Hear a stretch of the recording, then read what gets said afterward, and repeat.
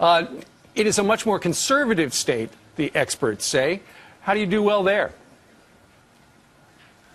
Well, I'm pretty conservative. You know, I'm the only one that's offered a real cut in the budget. Everybody else talks about cut of those proposed increases, which makes no dent into our problems at all.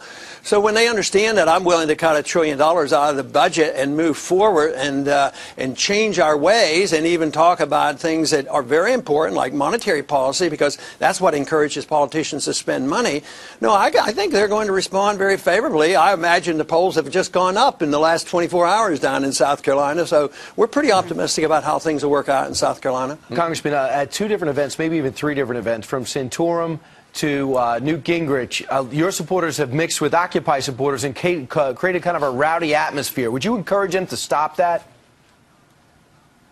Who, the Occupy people, or what? Along with some of your supporters have mixed in, causing some turmoil in those 3 separate locations in the final day of campaigning.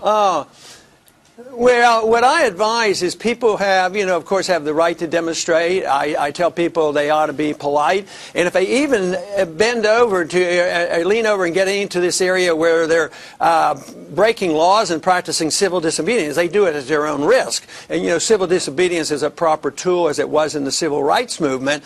But you got to be very careful. No, we talk very much, and although once in a while see some people out of step. But if we get a fair shake and look at our people and come and see the supporters, they ought to just come and see the kind of young people who come and make tens, if not hundreds of thousands of phone calls for us.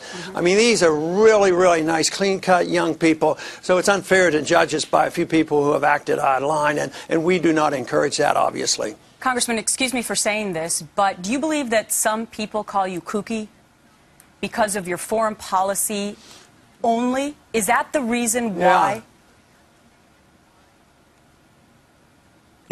Oh, I don't know why they do that. You have to ask them, but they do use those terms because they can't defend themselves intellectually.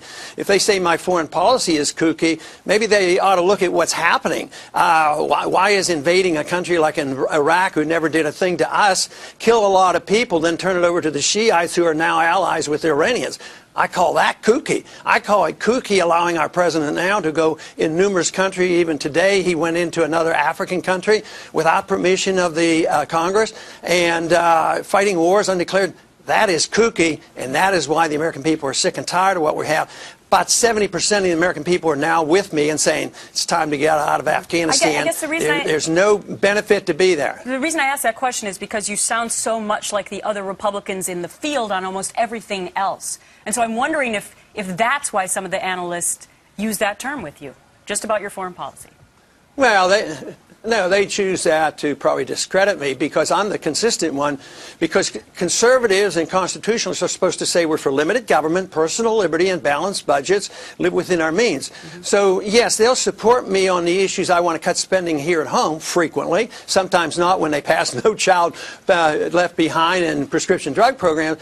But when I say that spending more money overseas, just to spend money overseas, is conservative, where'd that come from? But that's an acceptance. The more money we spend overseas, too many conservatives say, oh, that's our position, spend more money overseas.